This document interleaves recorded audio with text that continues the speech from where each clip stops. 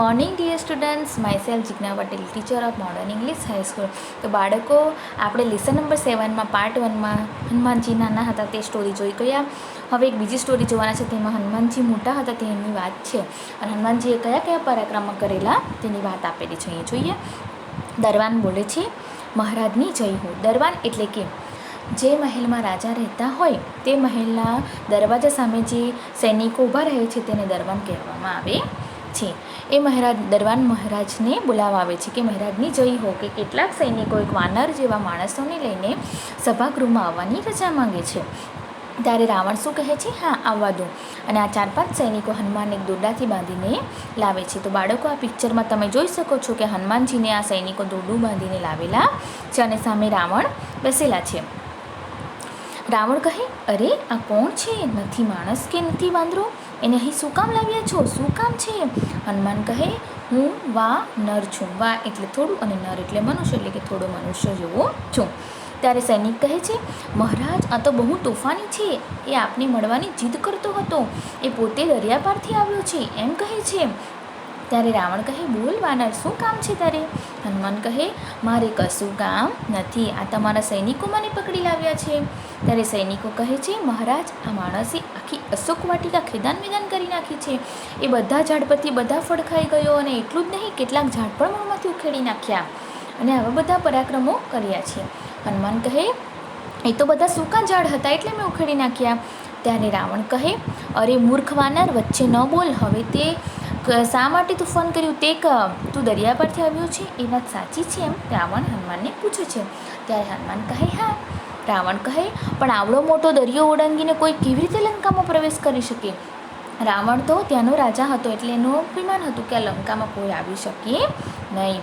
એટલે એને આશ્ચર્ય થાય છે. હનુમાન કહે, જુઓ મહારાજ, એ જાણવું જો હોય તો તમે મને તમારા મંત્રીઓ બેઠા છે એ આસન પર બેસાડો તો પછી કહું. રાવણ કહે, તું એક તુચ્છ વાનર લંકાની રાજસભામાં આસન પર બેસીશ? કે હનુમાનજી કહે છે કે મને આસન પર બેસાડો તો જ હું કહું. ત્યારે રાવણ હનુમાનને કહે કે તું તુચ્છ વાનર એટલે કે નકામો છે અને તું આ લંકાની રાજસભામાં આસન પર બેસીશ? ત્યારે હનુમાનજી કહે, હા, ના, હું તો પ્રભુ શ્રી રામનો સેવક છું. હું તુચ્છ વાનર નથી. હું તો શ્રી રામ ભગવાનનો સેવક છું. રામદૂત તરીકે આપની સામે ઉપસ્થિત છું. અત્યારે આપનો મહેમાન છું એટલે આસન તો આપવું જ પડે. રાવણે તો રામનું નામ લીધું એટલે રામનું નામ સાંભળીને રાવણ તો વધુ ગુસ્સે થઈ ગયો, એંગ્રી થઈ ગયો. રાવણ કહે, સૈનિકો, આ વાનરને હમણાં જ જેલમાં પૂરો. ત્યારે મંત્રી કહે છે, એક મંત્રી બોલે છે, ક્ષમા મહારાજ, માફ કરજો, પણ આ હમણે અન્ય રાજ્યમાંથી આવ્યો છે ને આપણા મહેમાન કહેવાય એટલે એમને જેલમાં ન પૂરાય. હું તમને રિક્વેસ્ટ કરું છું, વિનંતી કરું છું કે એમને પણ આસન આપવું જોઈએ.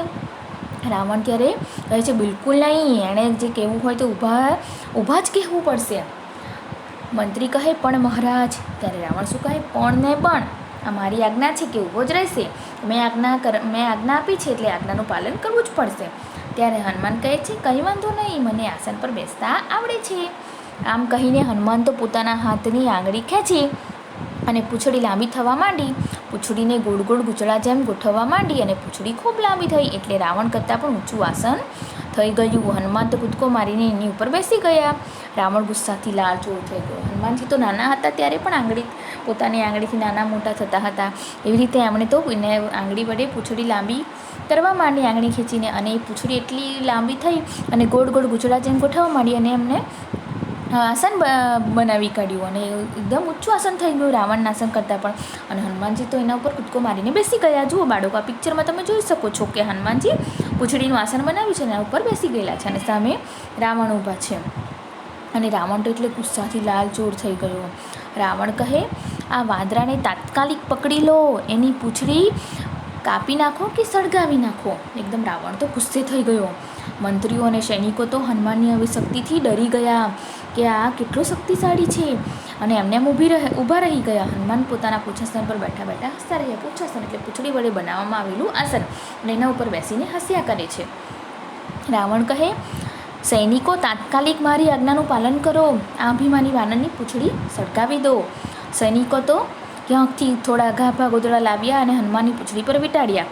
ક્યાંકથી તેલ લાવીને ગાભા ગોદડા પર રેડ્યું અને છેલ્લે દિવાસળીથી પૂંછડી સળગાવી દીધી. અને જેવી પૂંછડી સળગી કે તરત હનુમાને પોતાનું પરાક્રમ શરૂ કરી દીધું. લાંબી પૂંછડીનો છેડો જુદી જુદી જગ્યાએ અડકાવા માંડ્યો, એટલે ઘડીકમાં એ ખૂણે તો ઘડીકમાં પેલા ખૂણે.